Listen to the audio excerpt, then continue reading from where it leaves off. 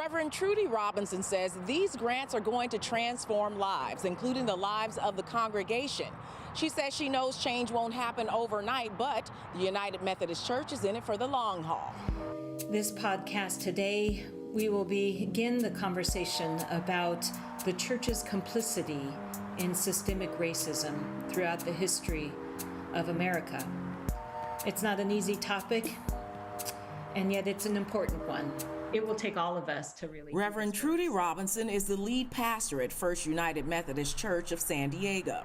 First United, along with St. Paul United Methodist Church, say they have a new mission: to take tangible action in response to racial inequity. If our faith isn't in action, we don't do much good.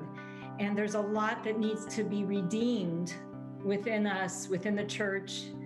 And we think this is one of the ways we can begin that hard work.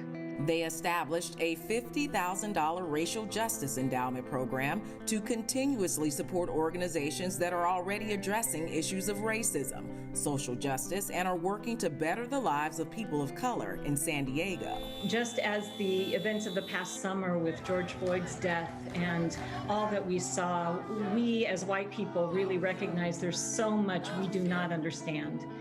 And that's really what where I see the greatest transformation possible, for us to truly come to terms with the history of racism in our country. Reverend Robinson even started a podcast entitled The Church and Racism.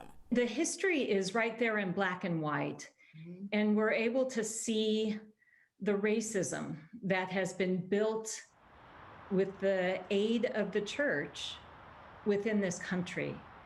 And if we don't see that, if we don't learn about it, there's really not a whole lot of, to use a church word, redemption that can happen. Reverend Robinson also told me that those that apply for the grants don't have to be Christian groups, but they do have to be involved in the work of justice and equality. For more information about these grants, you can go to our website at cbs8.com. LaMonica Peters, News 8.